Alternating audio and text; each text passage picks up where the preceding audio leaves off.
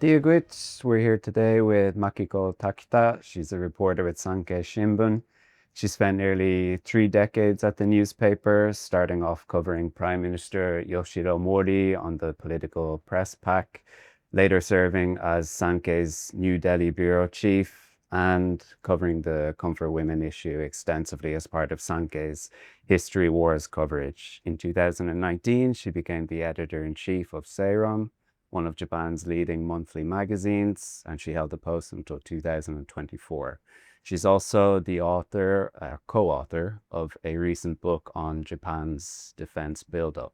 So, despite your busy schedule, thank you for joining us here today. Thank you.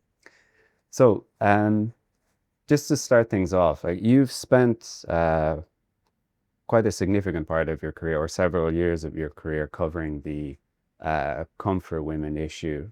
So during that time, what did that teach you about how contested history is fought over today? The history wars, it demonstrated how historical issues are weaponized by hostile nations. Unless these issues are resolved and then doubts are cleared, you'll be plagued by them forever, pretty much. And the reason why I started covering comfort women as a part of the series of reports on history wars was that when I returned from my Indian stint in 2012, I was surprised how a massive reports on comfort women and also South Korea and China and then pretty much North Korea, they all teamed up and then tried to demonize Japan internationally. And then there was, I think that the highlight was the installation of the Comfort Woman statue in Glendale, California. Right. But I wasn't, I mean, of course, that the term Comfort Woman and then also the Kono statement, as you know, that, 1994, then Cabinet Secretary Kono issued a statement pretty much apologizing those women who were forcibly recruited by the Japanese army, and then which turned out to be pretty much how do you say it, sloppy, based on the sloppy investigation by the Japanese government.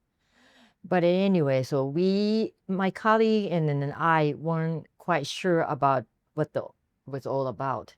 So we decided, we figured that maybe like lots of people in Japan probably didn't understand what was happening. So we decided to go back and then sort of like dig up all the already known facts as well as maybe not known facts. So we made some teams, including lots of correspondents overseas, and including political reporters, including someone like a person like Abiru-san, Rui Abiru. He was very close to the late Prime Minister Shinzo Abe. And then so we started to discover like some pieces and of facts which were pretty much ignored back then. I think that was a pretty good campaign. It seems like. There's a collection of Sankei articles and coverage on the Comfort Women issue. Like it was published as a book several years ago. Yeah, I worked on it. Yeah. That book made me want to be a reporter in Japan. Okay, that was actually translated in English as well. Was it? Part English and then part Japanese. Okay. I think. Well, that had a huge impact on me. That's nice. I maybe should have said that at the beginning. That it changed your view on Japan? Yeah, it was my first time sort of getting to grips with all the not so well known facts about it, and I was surprised how far off my understanding of the issue was, and it was just such very thorough and convincing analysis. So Well, that was good. I mean, we decided to be completely fact-based. Mm. Back then, I remember my colleague and I were talking how other newspaper reports, they always use some scholars' comments. Yeah. Maybe like let's say an A newspaper, Mm. a newspaper, Hey. a newspaper. Yeah. They let that scholar speak Mm. for them. Mm. We thought that that was irresponsible. So we decided not to take that tactic. Mm. And then so pretty much it was all about it. What we say, what our reporters say. Mm. That was how we tried to structure. Mm. And going back to something you just touched on a minute ago, your time as the New Delhi bureau chief.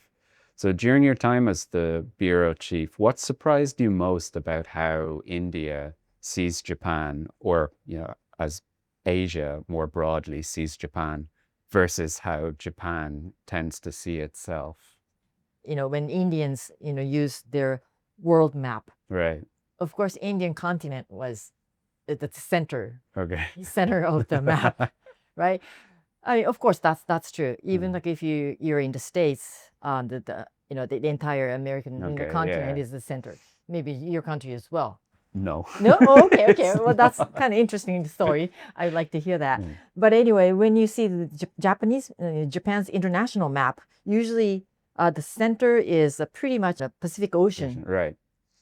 But even like Japan's at the center, you still see Japan. You can see that Japan is pretty much small. But if you see the Indian map, the subcontinent is huge. Mm. And then if you look up the north, then you see Russia.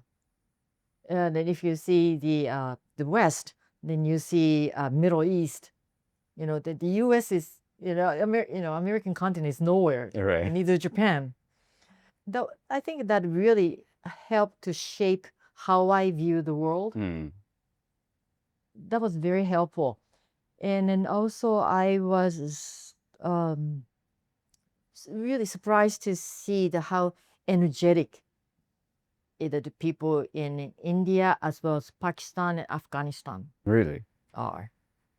I traveled quite often to Pakistan and Afghanistan, even though there were a lot of terrorist activities. Mm. But, Was it difficult going between like India and Pakistan?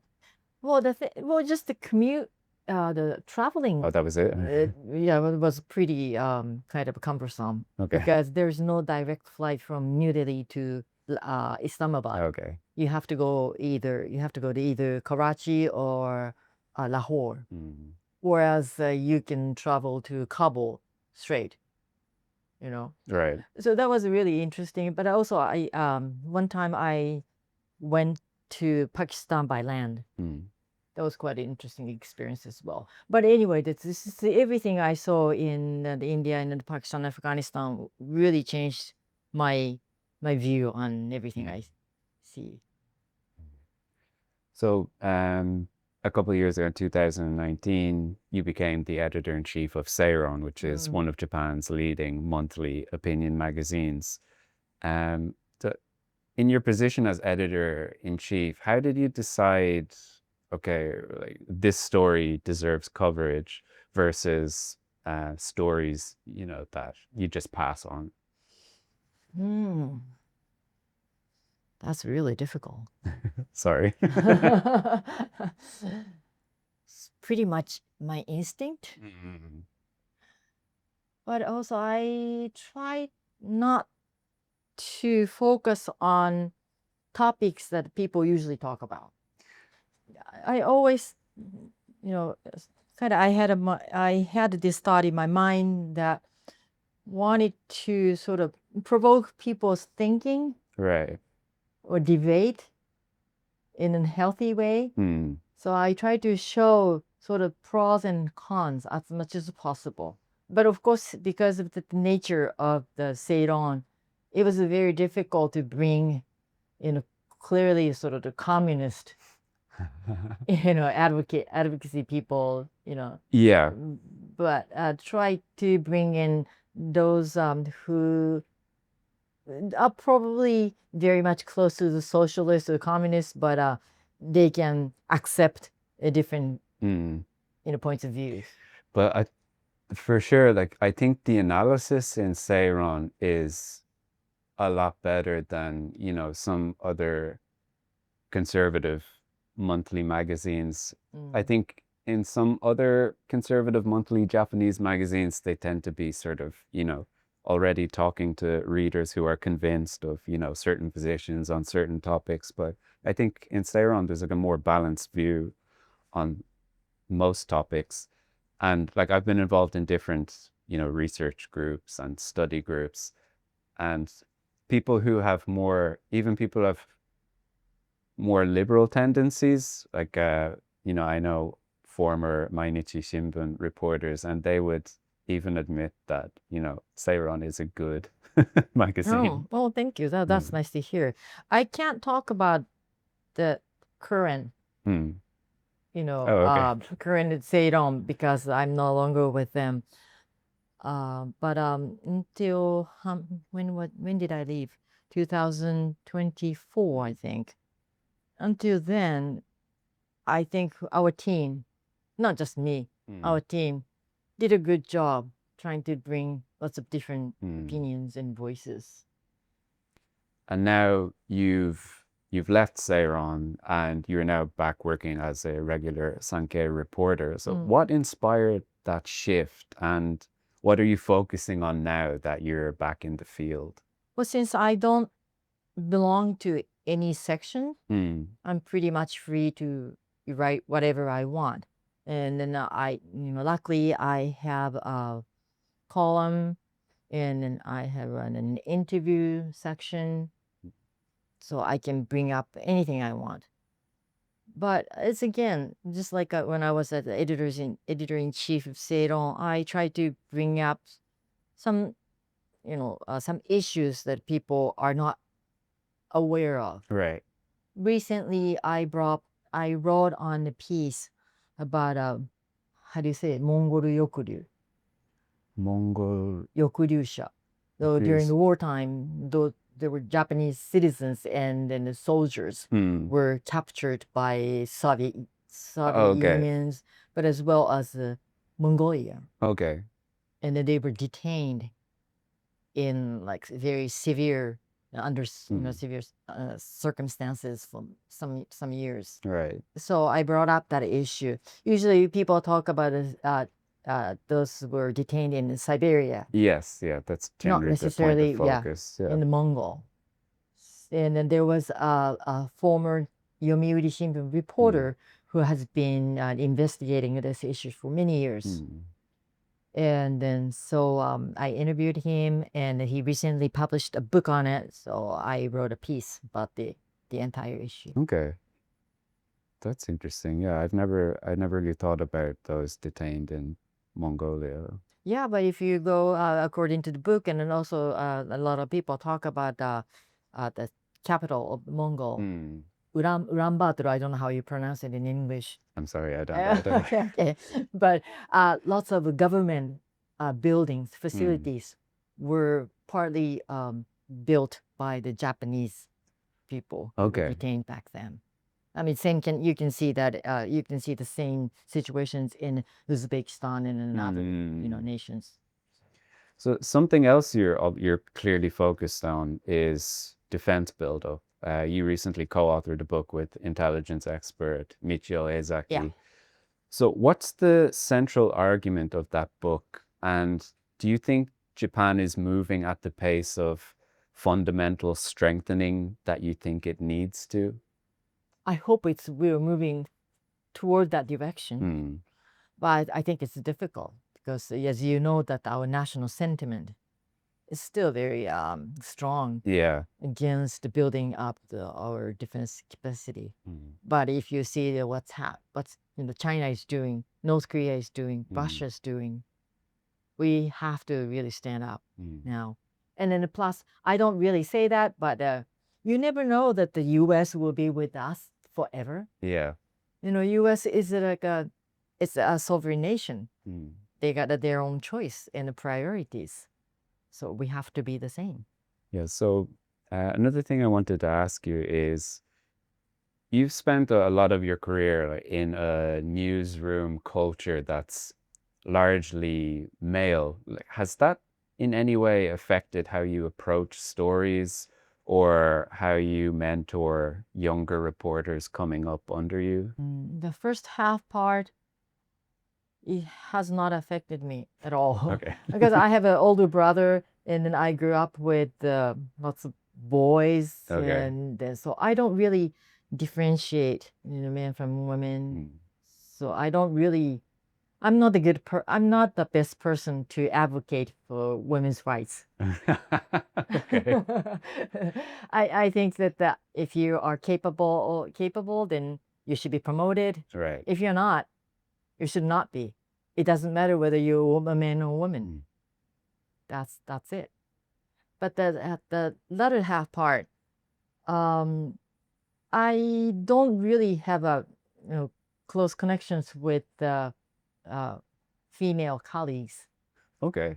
But some years ago, I was given a chance to speak to some uh, female college students. Mm. I told them that men are men. You should be aware of that. Okay. So it's your choice to wear any clothes that is very provocative, but you should also be aware of the risk. Right. So, and then if you want to be a responsible sort of 社会人, Mm. how do you say it? We don't really have the equivalent 社会人 phrase like 社会人 shakaizin in adult, English. Yeah, a yeah. responsible adult. Okay. You should always know the risk. Mm. Looking back over your career, reporting on the comfort women issue, India, defense policy, what's the one story about Japan that Western media still tends to get wrong? It's very difficult because we know that there are foreigners like you who have a very good understanding of Japan and the Japanese people, history and culture. So I don't like to categorically say that the foreigners or like Oh, of course, certain yeah. countries don't understand Japan. But given that, I truly believe that we have lots of potentials. Mm. I mean, the world has been saying that Japan is over, Okay, yeah. right? I mean, of course, it's the fact that we haven't really economically grown last 30 years. You do see a lot of videos like that in English on YouTube these days, like, Japan is finished, there's population decline and, Right. the economy is in the gutter. Yeah, you're absolutely right about that. But then why do we keep attracting lots of foreigners? That's a They good love it question. here, Yeah. right? If they have a chance, they'd like to live, right? I mean, every time I go out overseas, and then I come back, then I feel like, oh God, I'm glad I'm Japanese. Seriously, I mean, Yeah. it's very simple. I mean, you don't have to be really vigilant. Mm. When you walk around and when you have a life. I mean, of course, the living costs are expensive, but these days, still it's some people say that Japan is much cheaper than maybe New Delhi. Yeah. So it's very difficult to compare. But we got lots of potentials. People are very hardworking. I think if we have, as long as we have a great, good instructions and guidance, we can move ahead. Really, it's time for us to move on. And then I think that I mean, I'm not a big advocate for the Takaichi administration, but Okay. what this government is trying to do is to bring a radical change. I think it's time for us to move on because last 30 years we had lots of prime ministers and governments. They all said good things, but things didn't really change much, right? So Takaichi-san is it's kind of different. Yeah. She complains how less sleep how less sleep she gets. Yeah. It's really weird. I do. Odd. Yeah, like, that post the other day where she's talking about like washing the dishes, like, Yeah. I think no, you don't have to do that. Yeah, it's like, let someone do it. please just go to bed. I know exactly. But we in Japanese we have a saying that 空気を読む. Yeah. How do you say that in English? Reading the room or reading the air. Yeah, exactly. So she's not good at reading either so the atmosphere or the air. Yeah. Right. So, but she can turn it into her strong point. Mm-mm. Then she shouldn't, always like watch, what other people, faces or like their opinions. She should just move on to bring changes. Yeah.